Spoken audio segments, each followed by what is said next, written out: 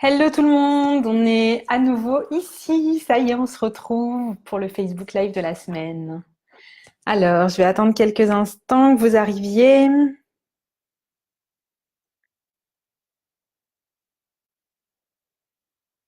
Hihi.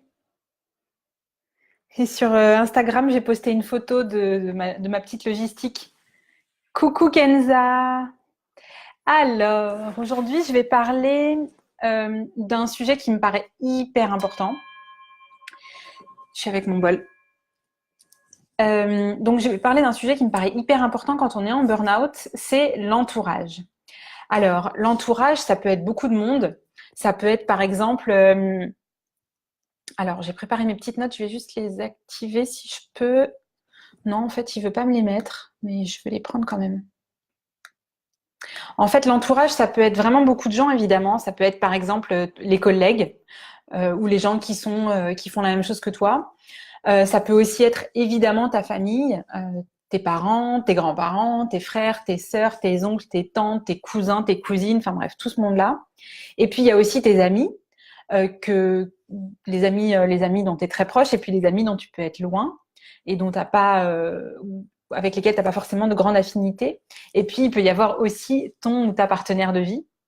Donc en gros, dans l'entourage, il y a quand même vraiment beaucoup de gens qui peuvent être concernés. Et chacun peut avoir vraiment un point de vue différent sur ce que toi tu vis en fait. Et peut avoir un point de vue différent euh, même au sein même d'un même groupe, c'est-à-dire tes amis, c'est pas parce que c'est tes amis et qu'ils t'adorent et qu'ils sont hyper proches de toi, par exemple, qu'ils vont tous avoir le même avis. Pareil pour dans ta famille, pareil pour tes collègues. Peut-être que dans tes collègues, si tu fais un burn-out dans ton travail, dans le même travail qu'eux, peut-être que parmi tes collègues, il y en a qui vont pas du tout comprendre en fait ce que tu vis et qui vont pas du tout avoir la même expérience que toi de burn-out et de relationnel au travail. Et du coup, bah, ils vont pas forcément comprendre et ils vont pas, c'est ça, ils vont peut-être pas comprendre, tout simplement. Alors, j'essaie de revenir et de faire des allers-retours, mais en fait, ça marche pas du tout de faire des allers-retours, mais je veux quand même voir s'il y a des commentaires. Donc, en fait, ce que je vais faire, tout simplement, c'est que je vais continuer à raconter ce que j'ai à raconter. Puis, quand il y aura des questions, je viendrai voir ça à la fin. Euh, du coup, en fait, la vraie question qui me paraissait intéressante autour de l'entourage, c'est pas tellement de savoir quoi répondre à bidule et quoi répondre à machin et quoi répondre à un tel et une telle. C'est en fait d'envisager le truc vraiment d'un point de vue plus global finalement. Euh, c'est que c'est pareil pour toutes les relations, c'est pas que quand on est en burn-out.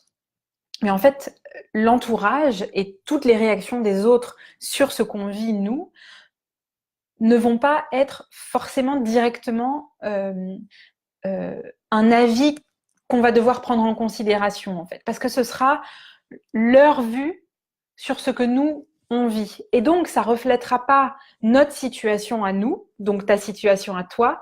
Ça va pas refléter ta situation, ça va refléter ce que eux pensent ou ce que eux ressentent ou les émotions qu'ils ont à propos de ce que toi tu traverses.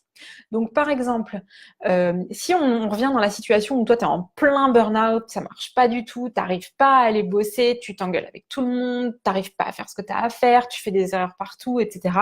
Bref, tu es encore en train de persévérer, si tu veux, malgré le burn-out, malgré l'épuisement, malgré la fatigue et les problèmes, tu continues à aller au travail, et ben peut-être que dans ton entourage, il y a des gens qui vont pas comprendre ça et qui vont te dire mais attends, mais il faut absolument que tu t'arrêtes parce que pour eux ce sera évident que la priorité c'est de prendre soin de soi et que quand on va pas bien comme dans l'exemple en question, eh ben il faut juste s'arrêter et que du coup pour eux peut-être que ça va leur renvoyer à une expérience passée, ça peut les renvoyer aussi à je sais pas moi, quelque chose qui est difficile pour eux d'envisager, de se dire oh là là mon Dieu, mais jamais j'espère que je me retrouverai dans cette situation-là, s'il te plaît vite vite vite arrête-toi. Mais si par exemple tu as décidé de t'arrêter alors que tu vivais ça, il y a peut-être des personnes à côté de toi qui vont elles aussi être dans une situation compliquée, mais pour elles, ça va être inenvisageable de se dire qu'elles peuvent s'arrêter, de se forcer et d'arrêter de se confronter à leurs problèmes. Et du coup, leur vue sur la situation que toi tu traverses, ça va être oh mais mon Dieu, mais tu t'es arrêté, mais ça va pas, mais t'es complètement dingue. Donc ça peut paraître en fait des réactions extrêmes dans un sens comme dans l'autre, en fait. Que tu te sois arrêté ou que tu te sois pas arrêté. Parce que ça ne concerne pas ce que toi t'as fait, ça concerne ce que ça renvoie aux autres en fait. Donc évidemment, dans ton entourage, tu auras quand même des gens, je te le souhaite, qui réussiront à être un peu objectifs et à mettre leurs propres sentiments et émotions de ce que ça leur fait de te voir vivre ça et qui réussiront du coup à juste accueillir ce que tu vis et qui ne te donneront pas un avis qui est extrême et biaisé, mais qui seront là pour t'écouter, pour peut-être te conseiller d'une certaine façon, mais peut-être pas tous. Donc la première des choses à faire vraiment, c'est d'avoir à l'esprit que, et c'est très important que tu le gardes à l'esprit, j'insiste là-dessus, parce que tu risques de traverser des phases, surtout au début de ton burn-out, où il faut te prendre avec des pincettes. Donc la moindre réaction de l'entourage peut provoquer peut-être des étincelles très très fortes. Et du coup, j'aurais envie de te dire, euh, garde à l'esprit, on va le tourner de manière positive, garde à l'esprit que ce que te disent les gens ne te concerne pas. Ce que te disent les gens les concerne eux. Donc mets-toi en distance par rapport à ça et ne prends pas tout personnellement. D'ailleurs, ça me fait une belle transition pour te parler d'un livre que moi j'avais découvert à ce moment-là de mon burn-out. Enfin, à ce moment-là, hein, c'est assez vague, mais je l'avais découvert pendant que j'étais en burn-out. Je crois que ça s'appelle les 4 accords Toltec ou les accords Toltec, je sais pas, mais en tout cas il y en a 4. Et c'est Don Miguel Ruiz qui a écrit ça. Et un des 4 accords, c'est ne rien prendre personnellement ou ne prends rien personnellement. Précisément pour cette raison, pour la raison que ce que te disent les gens les concerne et ne te concerne pas toi.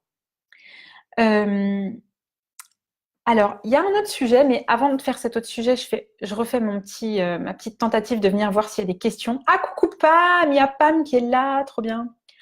Eh ben, il n'y a pas de questions, donc je continue et je vais reprendre mes notes. Il va falloir que je me trouve une autre logistique pour gérer les notes et le... Bref, je vais m'améliorer, promis.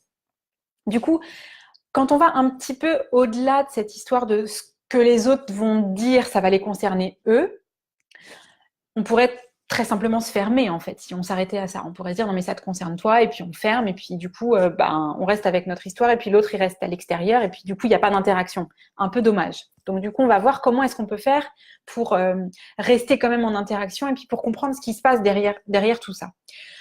Je te rappelle, je ne sais pas si tu as vu toutes les vidéos, mais en tout cas, si tu les as pas vues, tu peux aller les regarder. On en parle à plusieurs reprises. Le cœur du schmilblick dans un burn-out, en tout cas pour moi et de ma perspective, c'est que on réapprend à vivre à partir de l'intérieur. Le burn-out, il arrive à un moment où on ne peut plus faire comme on a toujours fait. C'est plus possible. Notre corps, il réagit, ça marche pas. Il y a des réactions qui font que ça marche plus. Soit notre corps, soit c'est à l'intérieur, on sent qu'on ne peut plus, soit on fait que des bêtises. Ça peut se matérialiser de plein de façons différentes. Et le burn-out, d'ailleurs, il n'est pas que professionnel, hein. Il peut tout à fait être parental, il peut être dans plein de domaines de ta vie. Et c'est pas parce que tu es salarié, par exemple, que tu peux. Enfin, c'est pas que les salariés qui font des burn-out. Ça peut concerner des étudiants, ça peut concerner des entrepreneurs, ça peut concerner plein de gens. Et en fait, le processus donc du burn-out, c'est que tu as trop essayé de faire comme tu pensais qu'il fallait que tu fasses par rapport à l'extérieur, par rapport à ce que tu avais appris de la société. Et c'est en fait tout à ton honneur, c'est pas du tout à ton déshonneur, c'est pas parce que tu as fauté, c'est parce que c'est comme ça que notre monde y fonctionne, tout simplement. Dans notre monde, aujourd'hui, on apprend à vivre par rapport à l'extérieur. On absorbe du comportement de nos parents, on absorbe du comportement des gens qu'on fréquente, on absorbe la manière de se comporter. Et tout le monde se comporte plus ou moins comme ça. Donc, nous, on comprend que pour que ça marche bien dans la vie, il faut bien travailler à l'école, et puis il faut ensuite faire des bonnes études, et puis ensuite, il faut avoir un bon travail pour payer sa maison, pour payer son appart, etc., etc.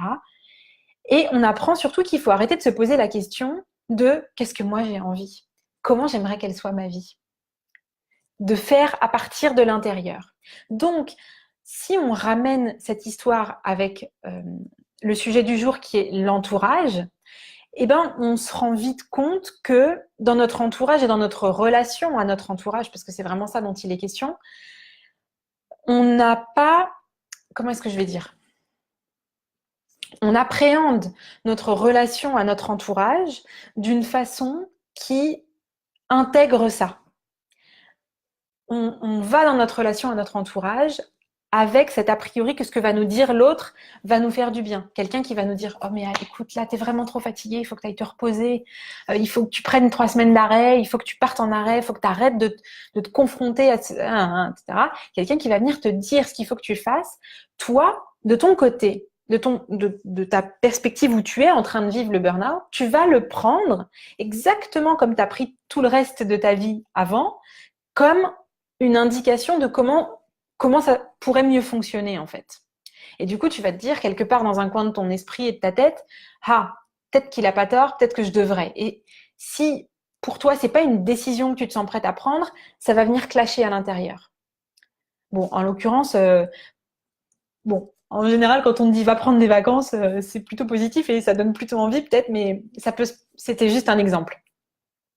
Ce qui est important, du coup, c'est pas que tu absorbes ce que l'autre va te dire, c'est que ultimement, petit à petit, tu réapprennes à reprendre, une fois que la personne t'a dit que, par exemple, il faut absolument que tu ailles prendre des vacances, là, il faut absolument que tu t'arrêtes, tu as besoin de te reposer, et que toi, ça t'a généré plein d'émotions, il va falloir que tu apprennes petit à petit.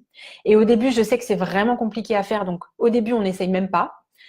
Mais petit à petit, tu vas voir que ça va devenir possible. Il va falloir que tu apprennes à te mettre à distance et à revoir en fait la situation se dérouler avec toi d'un côté qui est dans ta situation et puis l'autre qui dit ce qu'il a à dire. Puis que tu apprennes à regarder ça comme si tu étais une tierce personne et que tu vois quel est l'enjeu de ce qui se passe derrière ce que cette personne t'a dit et quel est l'enjeu de ce qui se passe derrière ce que toi, ça t'a généré comme émotion. Tout simplement. Tout simplement. C'est ultra simple comme processus et c'est quelque chose qu'on fera dans le programme Burnout SOS à ton âme qui démarre la semaine prochaine. On va prendre le temps de faire ça. Je vais vous emmener parce qu'on n'a juste pas appris en fait à prendre le temps d'écouter à l'intérieur comment on se sent par rapport à une phrase qui nous a atterri sur la tête là et qui mais non, j'ai pas envie de faire ça, j'ai pas envie de faire ce que tu me dis et qui génère des quantités de choses. Il faut apprendre à aller regarder ce que ça génère. Alors, il y a cette partie-là qui est assez instantanée, hein, qui est sur le moment. On te dit un truc et puis ça génère une émotion et puis petit à petit, tu vas apprendre à te mettre un peu à distance et puis à la regarder de loin et à te dire waouh, qu'est-ce que c'est que ce truc? Ah oui, ah mais en fait c'est ça, je m'autorise pas à l'intérieur à prendre des vacances en fait parce que euh, par exemple, hein, je donne vraiment un exemple, je m'autorise pas à prendre des vacances parce qu'en fait si jamais je partais et que je prenais 3 semaines, comme tout mon entourage me le dit, j'aurais peur de pas de mince. Je suis tellement plus dedans que j'ai trop du mal à m'exprimer, c'est trop drôle. J'aurais peur, par exemple, de ne plus être nécessaire ou que de me rendre compte que finalement, ben, ils peuvent faire sans moi. Hein, il peut y avoir des choses comme ça qui viennent être dérangeantes un petit peu. Et en fait, en allant regarder ça, quand on s'autorise à le regarder quand on est extérieur à la situation et qu'on se dit ah, mais finalement en fait je m'autorise pas à prendre des vacances parce que j'ai juste peur de pas être indispensable. Et ben on vient en contact avec quelque chose d'intime et de profond à l'intérieur. J'ai peur de pas être indispensable. Et du coup on peut la regarder cette émotion-là, cette croyance-là. On peut regarder ce qui se joue. Et en fait simplement des fois juste de le verbaliser. Moi, ça me donne envie de rire et tout d'un coup, là, peut-être que toi, c'est le cas aussi d'ailleurs. Hein, personne n'est indispensable et on le sait intellectuellement. Mais ça n'empêche qu'on est des humains et qu'on a des émotions. Et que, eh ben, de temps en temps, il y a des choses comme ça qui nous traversent. Et là, on touche un autre truc. Et on touche quelque chose qui est de l'ordre de ce que la société, la manière dont on a vécu dans cette société où on a appris à vivre de l'extérieur, elle a des répercussions qui sont à la fois très proches, où elle va venir, en fait, comme ça, venir nous chercher dans des réactions, dans des phrases, dans des conseils qui vont déranger, parce qu'on a appris que l'extérieur était très important. Mais il y a aussi une espèce de double effet qui se coule où, à force d'avoir appris de l'extérieur comment on devait se sentir, comment on devait vivre notre vie, eh ben, on a comme constitué des croyances dans tout notre système de comment doivent être les choses. Et je mettrais presque ma main à couper que si tu vis un burn-out professionnel et que tu es salarié, eh ben, il y a une des croyances qui dit mais oui, mais pour gagner sa vie, ben, il faut travailler et il faut être salarié. Et on ne peut pas gagner sa vie en faisant autre chose qu'en étant salarié. Ou on ne peut pas gagner sa vie en faisant quelque chose qu'on aime. par exemple. Moi, j'en avais plein des croyances comme ça à l'époque. Pourtant, et c'était très paradoxal, mais c'était quand même le cas, pourtant, j'étais convaincue que c'était possible. Il y avait à la fois une partie de moi qui était déterminée à y aller et qui était déterminée à trouver déjà ce qui allait me faire kiffer, et puis ensuite à le mettre en place et à en faire mon métier. Et puis, il y avait une autre partie qui se disait, mais non, mais c'est pas possible, Amélie, tu rêves, mais complètement. Et en fait, ah oui, c'est un beau moment, tiens, j'avais pas pensé à te le raconter celui-là, mais je vais te le raconter. Dans ce type de moment-là, il est parfait du coup l'exemple pour la situation en plus. Dans ces réflexions-là, hein, autour de ce que toi tu penses quand tu te réappropries finalement ce que tu penses vraiment de ce que peut être la vie, que tu vas déterrer tes vieilles croyances et puis que tu vas les regarder autrement, et ben tu réalises des choses. Et je me souviens, du coup, c'est ça que je veux te raconter, une magnifique conversation avec ma maman. On était à la fin de la fameuse période que j'ai appelée le sponsoring Pôle emploi. C'est donc à la fin des 2 ans où j'ai été au chômage. J'avais négocié moi ma rupture conventionnelle, donc du coup j'allais avoir 2 ans pendant lesquels j'allais encore toucher le chômage et ça me donnait le temps de commencer à développer mon activité. Et en fait là, on devait être à 6 mois de la fin et j'avais déjà fait beaucoup de choses, je commençais à gagner de l'argent, mais je pouvais pas encore en vivre. Et à ce moment-là de ma vie, il y avait plein de gens justement dans mon entourage qui me disaient, à la fois dans ma famille, mais à la fois aussi des amis, qui me disaient, mais Amel, tu voudrais pas prendre un petit boulot alimentaire, là ça t'aiderait à quand même, voilà, au moins tu aurais ça, au moins tu serais sûre, etc. Et alors, eh ben, ça venait un peu me chercher. Et je me souviens que je me suis questionnée, je me suis dit, bon, qu'est-ce que je fais avec ce truc? Parce que tout le monde me le dit en ce moment, alors il doit y avoir quelque chose, c'est que ça doit résonner à l'intérieur. Allez, je vais peut-être essayer. Qu'est-ce que tu ferais si tu avais envie de bosser un petit peu pour compléter tes rentrées d'argent? Puis, il y a cette idée qui était là et je me suis dit, tiens, je ferais bien un peu de babysitting. Après tout, j'en ai fait beaucoup quand j'étais plus jeune. J'aime bien les enfants. Allez, je vais voir. Et puis, j'ai commencé à regarder un peu sur Internet, à passer 2-3 coups de fil pour voir. Et je me souviens m'être dit et avoir senti à l'intérieur, euh, si toutes ces indications de mon entourage qui me disent allez, va prendre un petit boulot, si c'est quelque chose qui doit me porter dans cette direction-là, alors c'est que ce sera très facile de trouver un petit boulot. Et du coup, bah, j'ai passé 2-3 coups de fil, j'ai joué le jeu en fait, je me suis amusée en fait, je l'ai vraiment pris sans enjeu plus que celui-ci, c'était juste de m'amuser et de voir par là que en fait j'allais. Et mince, c'est le fil qui, voilà. Et du coup, bah, j'ai commencé à passer 2-3 coups de fil. Bon, ça cliquait pas du tout. Et puis au bout de, je sais pas, j'avais dû y passer une petite après-midi à essayer de voir si ça était par là que j'allais. Puis finalement, non. Et je me suis dit, bah non, finalement, je le sens pas de parler avec des futurs, enfin des parents, futurs employeurs potentiels. Ça, je me sentais pas du tout, je le sentais pas. Donc du coup, bah très simplement, je me suis dit, bah non, c'est pas par là qu'il faut que j'aille. Mais le fait d'avoir joué le jeu, ça m'avait permis de l'explorer pour pouvoir vraiment me positionner à l'intérieur, mais être sûre de ma décision et être sûre que non, vraiment, c'est pas ce que j'avais envie de faire. En parallèle, j'étais en train de bosser sur la construction d'une offre justement pour les femmes en burn-out et tout un programme. Et du coup, bah, j'avais plutôt envie de poursuivre cette voie-là et puis de vendre ce programme. Et puis, il y a eu un moment où c'était un très beau moment, donc le fameux moment avec ma maman où on a été un matin faire du qigong dans le parc, les pieds dans l'herbe. C'était magique, c'était trop, trop bien. Et puis, l'après-midi, on s'est retrouvés au parc avec ma maman et puis on a discuté un petit peu. Et puis on était bien, c'est le parc où j'ai passé toutes mes après-midi et tous mes moments d'enfance, donc c'est un parc familier, parc municipal. Et puis arrive cette fameuse conversation. Oh Amel, quand même, tu voudrais pas te prendre un petit job alimentaire? Non, mais parce que je suis quand même très fière de ce que tu as fait et c'est courageux et tout, de vouloir aider les gens, etc. et de changer de vie, mais tu voudrais pas que ce soit plus simple et peut-être te prendre un petit job alimentaire? Et en fait, là, sortie de nulle part, est arrivée une Amel que je ne connaissais pas. Ça me génère de l'émotion. C'est trop bien. C'était un beau moment. Et donc est arrivée une Amel que je ne connaissais pas, qui a répondu à sa maman très calmement et qui lui a dit « Maman, regarde les arbres. Ils ont besoin de la terre pour se nourrir, ils ont besoin du ciel et de la pluie, ils ont besoin du soleil, ils ont besoin du rire des enfants, ils sont dans un parc, ça tombe bien, ils en ont plein. C'est tout. Ils ont ce dont ils ont besoin. Et ben nous, on a été créés par la même chose que ce qui a créé les arbres. Et je crois pas fondamentalement qu'on ait besoin de faire quelque chose et de se contraindre à quelque chose pour gagner notre vie et pour pouvoir survivre en fait. Parce que derrière le travail, il y a quand même ça. Et du coup, j'ai envie, moi, d'accompagner les femmes dans cette transition-là. Donc, je ne pourrais pas les accompagner si moi-même, je ne vais pas au bout de cette démarche. Si moi-même, je m'arrête en cours de route et que je dis, bof, je vais me prendre un boulot alimentaire parce que quand même, pour survivre, il faut un petit boulot alimentaire. Et du coup, c'était tellement logique, c'était tellement évident, ça sortait de tellement profond en moi que, ben, en fait, je me souviens même plus de ce qu'elle m'a répondu. Et d'une.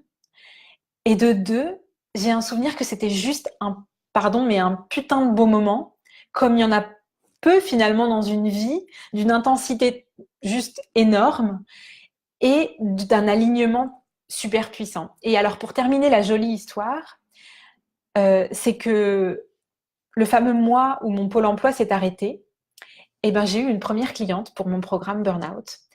Et c'était une cliente qui avait décidé de me payer en une fois et qui avait décidé de prendre l'option la plus longue et du coup qui m'a fait un virement de plus de 2 000 euros qui était à peu près le montant que j'avais à Pôle emploi. Et du coup, ma transition en fait entre Pôle emploi, donc ma vie professionnelle d'avant, ma reconversion et puis la nouvelle vie professionnelle s'est faite avec une fluidité à toute épreuve. Voilà. Donc c'est vraiment pour montrer que c'est possible en fait quand on y croit et qu'on y va à 300%. Voilà. Je crois que j'ai fini de vous raconter ce que j'ai à vous raconter. J'ai quelques petites clés à vous donner. Il y a des personnes, quand on est dans cette phase-là du burn-out, et puis après, promis, je viens voir les questions, puis je prendrai le temps d'y répondre. Euh, il y a des personnes avec qui il y a trop de différences pour qu'on puisse, quand on est en plein burn-out, au début du burn-out, avoir des communications comme celle-ci. Avoir des communications qui soient apaisées. Donc, moi, je pense que dans un premier temps, il vaut mieux plutôt s'en éloigner et plutôt dire, écoute, en ce moment, je suis vraiment pas bien, je préfère attendre un peu avant de te voir, de me sentir un peu mieux. Il y a des personnes avec qui tu vas te sentir de toute façon très bien et avec qui tu vas te sentir accueilli et voilà, et tu vas pouvoir être qui tu es, c'est super cool. Je t'invite avec ces personnes-là encore à aller un peu plus loin, à t'offrir cette possibilité-là de dire ton état du jour et ton état du moment. Tiens, bah aujourd'hui, j'ai juste envie de me faire du bien, viens, on va juste aller marcher au parc. Tiens, et si tu voulais venir au cinéma? Voilà. Proposer des choses qui vous font du bien. Mettez la relation et l'interaction avec vos proches dans une dynamique qui va vous emmener vers quelque chose qui va vous faire plaisir. Hein, parce que votre entourage, il ne peut pas forcément tout comprendre. Et du coup, si vous lui donnez quelques clés et que vous lui dites, bah écoute, aujourd'hui, j'ai pas envie de parler de mon burn-out, je sais pas du tout où je vais, ma reconversion professionnelle, j'ai aucune idée de où je vais, mais tu sais quoi, on n'est pas obligé d'en parler et puis on n'est pas obligé de trouver une solution en fait. Parce que souvent, quand on a des proches comme ça qui ont un problème, on a envie de les aider quand on est à l'extérieur. C'est notre façon de montrer qu'on les aime. Donc, si vous prenez les devants et que vous dites, voilà, c'est exactement ce que je viens de dire, c'est, tu sais, oui, bah, la situation, elle est comme elle est, mais on n'est pas obligé d'en parler, on peut parler juste de choses agréables. Ça relâche la pression pour tout le monde. Et puis peut-être que vous en parlerez ou peut-être pas, mais si vous en parlez, ce sera moins pressurisé. Voilà. Je crois que c'est tout. Vous pouvez aussi vous pouvez aussi dire, je me sens vulnérable aujourd'hui, j'ai pas envie qu'on parle de ça, ou essaie de me proposer les conseils que tu as ou les idées que tu as comme des ouvertures plutôt que comme des conseils, peut-être une espèce de phrase qui ressemblerait à ça. Voilà, j'ai envie d'essayer de trouver par moi-même qu'est-ce que je vais devenir. Voilà, c'est des idées de phrases. Voilà, j'ai dit tout ce que j'avais à dire sur le sujet. Après l'effort, le réconfort. Magnifique, Kenza. Tu n'allais pas rester dans le doute toute ta vie. Tu as eu ta récompense d'y avoir cru. Tu es un exemple. Merci, Kenza. Mouah, de loin. Des gros bisous. Alors, est-ce que vous avez d'autres questions? Est-ce que vous avez des questions, en fait, parce qu'en vrai, il n'y a pas vraiment une question. Est-ce que vous avez envie de partager quelque chose? Profitez-en, je reste encore quelques instants et je serai contente de répondre. En attendant de voir s'il y a des questions, des remarques, je vous prépare les liens.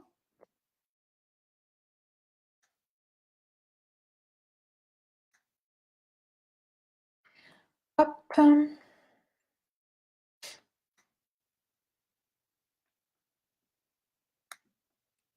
Alors, il n'y a pas de questions, mais j'ai envie de vous partager un lien qui fait du bien. C'est la page cadeau de mon site. Et sur cette page, vous allez trouver notamment, pas que, mais notamment, un exercice, une espèce de petite méditation guidée, petite parce qu'elle dure pas longtemps, mais petite, mais concentrée et très puissante, qui s'appelle la bulle de l'âme, pour se faire un nettoyage énergétique et pour se connecter et laisser ouvrir son énergie à son âme. Ça, c'est la première chose. La deuxième chose qui est importante et que j'ai envie de te partager, c'est le lien, parce qu'il reste quelques places vers le programme Burnout SOS à ton âme. On va commencer normalement la semaine prochaine. Voilà, je t'ai mis le lien. Donc normalement, on commence la semaine prochaine. Et l'idée, c'est que chaque semaine, on va faire des méditations et on va aller regarder en fait vraiment ce qui se passe dans ta situation à toi. C'est en petits groupes. Et l'idée, c'est que tu puisses te remettre sur pied tout doucement à ton rythme en t'écoutant toi. Donc, on va faire exprès de prendre le contre-pied de cette habitude qu'on a de trouver des solutions à l'extérieur. On va plonger dans les solutions qui sont déjà à l'intérieur de toi. Voilà, je vois qu'il n'y a pas de questions. Donc, je fais moi des gros bisous et je te souhaite un bon week-end, un bon vendredi soir et je te dis à bientôt, à vendredi prochain pour le prochain Facebook Live. Ciao, ciao, bonne soirée.